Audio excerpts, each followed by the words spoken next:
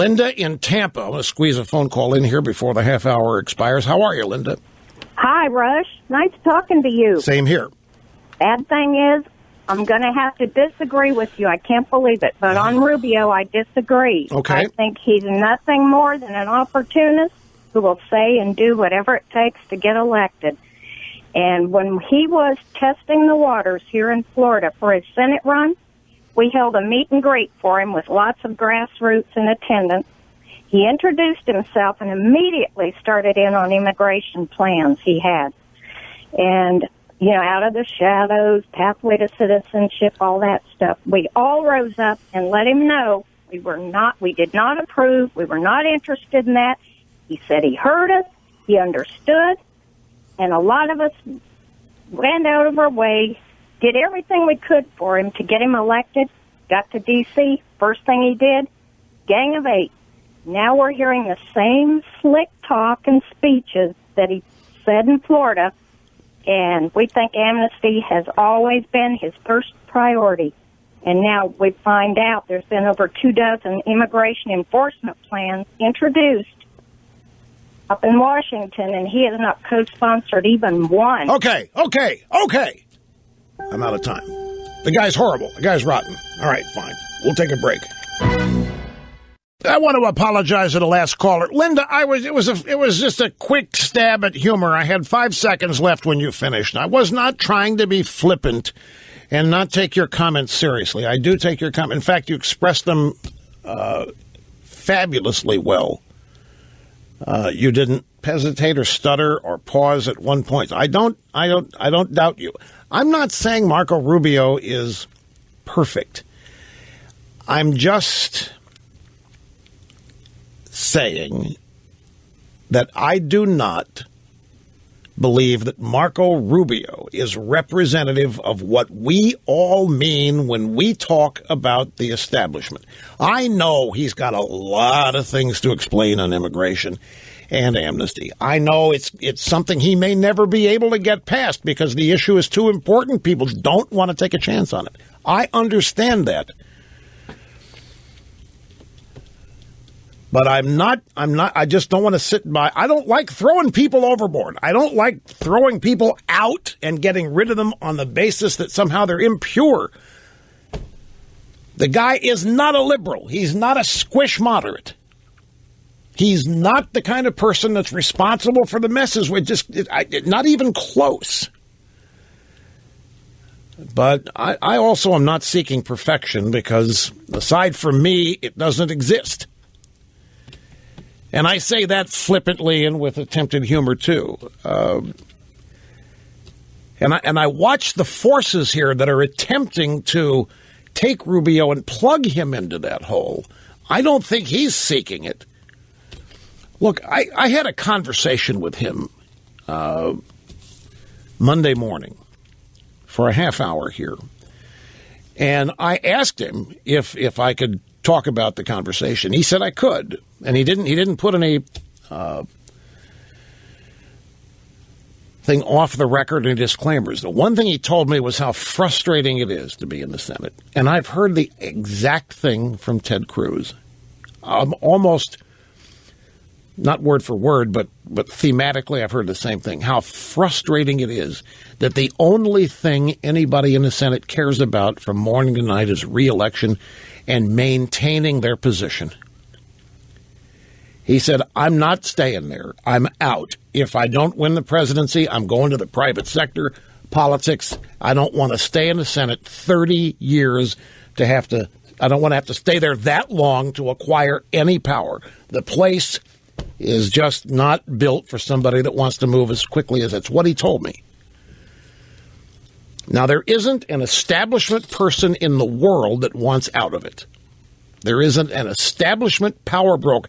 That the reason for their existence is to be in the club and to climb the ladder of success in the club and to be anointed by your betters and elders in the club and be given a hand up. And Cruz has told me the same thing. Cruz has talked about it publicly. Cruz took it public when his direct criticism of McConnell and the claim that McConnell lied to his face about a number of things. They can't get anything done there. They can't get anything done there as conservatives because the place doesn't have very many.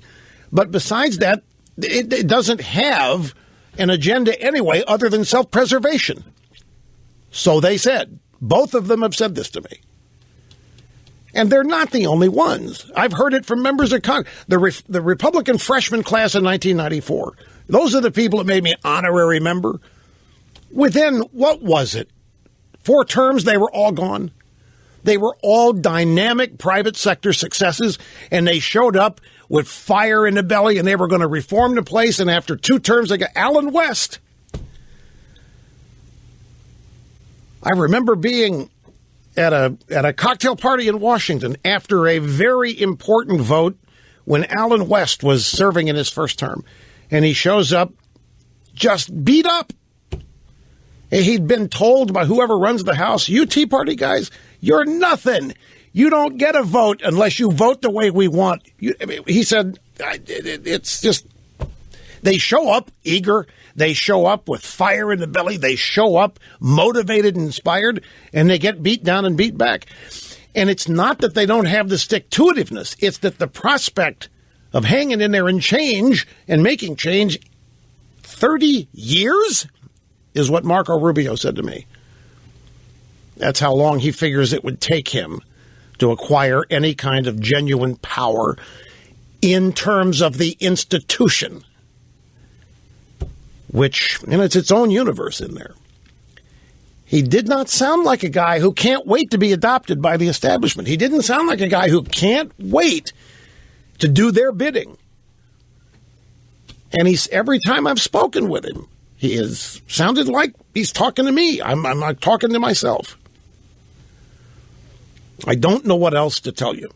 Now, I have a piece here. David French, National Review. This is from yesterday. Marco Rubio and the difference between being establishment and someone establishment voters can support. Here's his take on it. Let's begin with a simple proposition. Unless a candidate is seeking to fundamentally transform the GOP coalition, i.e. Trump, then winning a general election means uniting every GOP constituency under one banner, and happily so. Thus, we want a candidate whom establishment voters will want to support, along with populists, Tea Party conservatives, and every other wing in the GOP. It's one thing to campaign against establishment politicians, but it's another thing to shun establishment voters. French's point is, you throw the establishment politicians out left and right, but you can't throw away their voters, even though they will throw us away. Establishment people will throw conservative voters over left and right. In fact, they can't wait to do it. So don't think I'm naive about anything here. French writes, this brings me to the persistent allegation that Marco Rubio is nothing but yet another GOP stooge, a loser in the Dole McCain-Romney mold, and the tool of the Washington political class. As I've noted before, along with my colleague Jim Garrity, in many ways Rubio is an odd fit for the establishment charge. After all, he's the original Tea Party senator who beat Charlie Crist. He's been the target of tens of millions of dollars in negative ads from the ultimate establishment candidate, Jeb Bush. And his voting record, with the notable exception of the Gang of Eight, has been not just reliably conservative, but extraordinarily so. Indeed, Rubio is the architect of the single most effective legislative assault against Obamacare since its passage. And he says there's a difference between an establishment candidate and a candidate whom establishment voters can happily support. In David French, National Review writer, in his view, Rubio is the latter, a candidate whom establishment voters can happily support.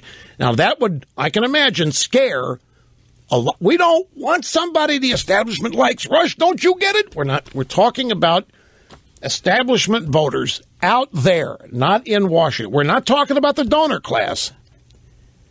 We're talking about your daily, regular, run-of-the-mill GOP registered voters.